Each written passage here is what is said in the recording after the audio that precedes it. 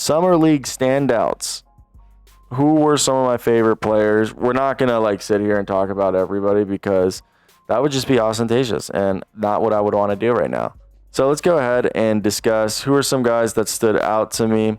And obviously, we got to talk Isaac Jones, a guy who, when I interviewed him at the NBA Draft Combine, he literally told me his employer had to force him to go and try out. Also, why did this display? I just realized that this whole time we had these lines, and I don't know how long ago that it started, but it recently just came to my attention that the grid was showing.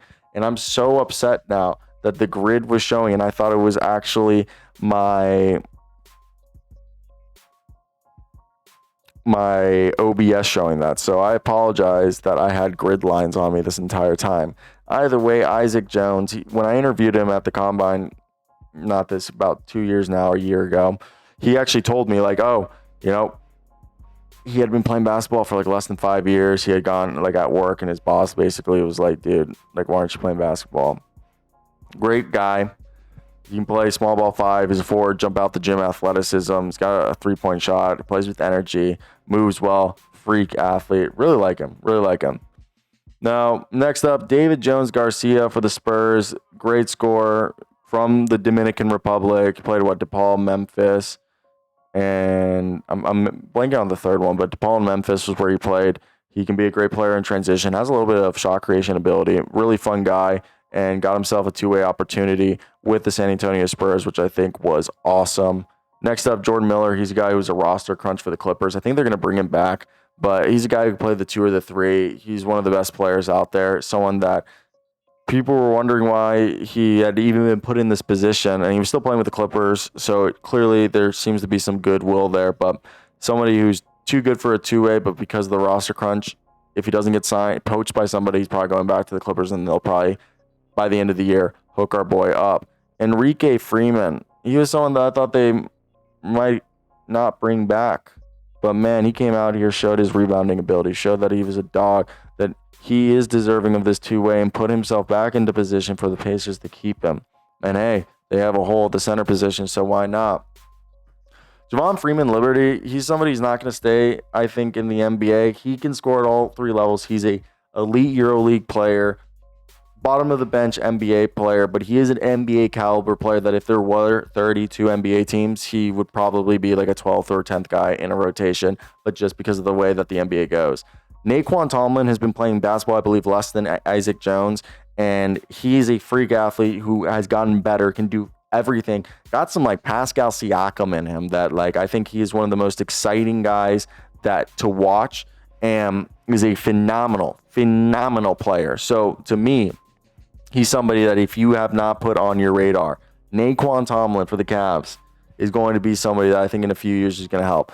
Charlotte Hornets, Jalen Sims, hopefully they give him a two-way. He's been with the Greenboro Swarms for the last few years. He's a swing man. He's more of a big 2. He can play the 3. Kind of a little bit of Kemp Bazemore in his game, but he's been a guy who's rocked with the franchise for a few years now, and I think they've really come to love him. I think he played for UNC Wilmington or UNC Greensboro, but so I'm very deserving of an NBA contract.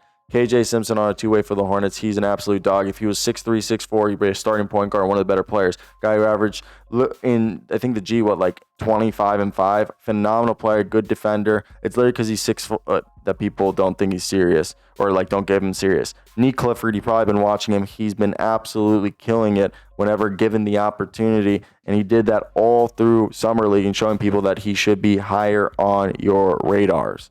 Now, moving forward, AJ Lawson, another guy who's probably, if he goes overseas, going to be one of the best players in Europe. He's just been really just caught on the bubble of the roster. Hopefully the Raptors bring in. He was with the Dallas Mavericks most recently, but another deserving. Brooks Heiser was someone that I didn't think was going to be able to do this. Dude, I saw this guy bounce passing, playing like he was from the 1970s, hitting shots, facilitating, grabbing rebounds, defending, looking like the best second-round pick out there, like he's going to be a contributor in year 1 for an NBA champion team.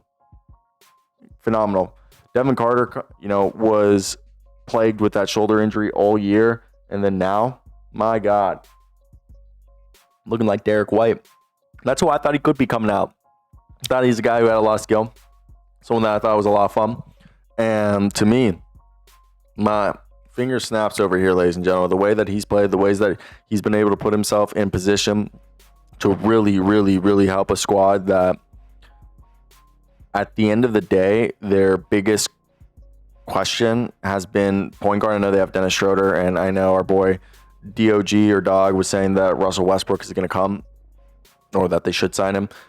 We also made a video on that.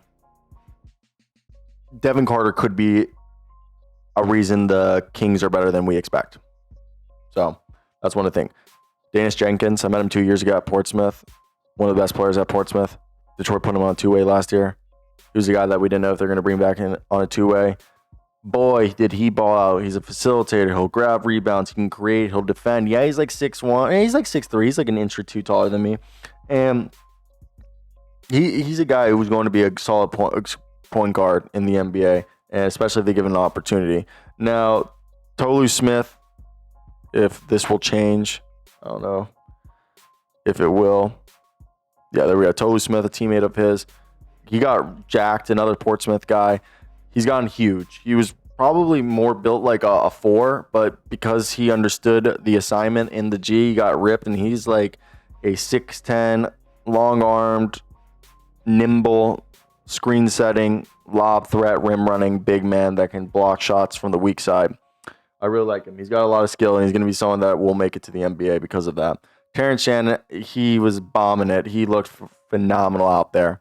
Curtis Jones, dude, Iowa State, legit bombing threes at Portsmouth. Kind of quieter during the G League Elite camp, but came out for Denver and absolutely killed. They got himself a two-way. Ryan Kalkbrenner was drafted by the Charlotte Hornets, showed what he could do. Yeah, the stats don't pop out. Another guy, Chris Youngblood from Portsmouth, killed it, earned himself an opportunity this summer league. And then the Thunder, he was one of the better players for the Thunder with Brooks Barnheiser, which is fantastic. I love this guy. He's 6'4", out of Alabama. Leonard Miller, every year he's been able to put it together a little bit more efficient. The guy's 6'10", could play either forward position. Maybe down the road could be a small ball 5. That's what you want to see. Asa Newell, this guy shot almost 43% on 3 attempts from 3, looking like he can actually play the 4 or 5 position, and that's been the big question for him. Moves well too. Cody Williams, people thought he was a bust. People said it was one of the worst rookie years of all time. He actually looked pretty good. He looked pretty dominant at times. He actually looked like his game had grew, and he put some size. Hey, Cam Christie, is he following his brother's footsteps? Max Christie, fishing 3-and-D guy, got some size. Chris Manning, didn't really watch much of his game until Summer League, and he really surprised me and got himself a two-way.